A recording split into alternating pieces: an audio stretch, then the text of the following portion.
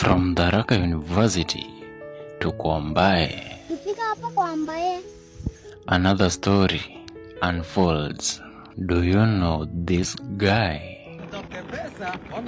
The one they are calling the Chuka Kenyan Prince, now trending. But the question is this real hustle or just simulated flex forex? Just minutes before, watch his walking style, calm, confident, untouchable. Then moments later, something changes.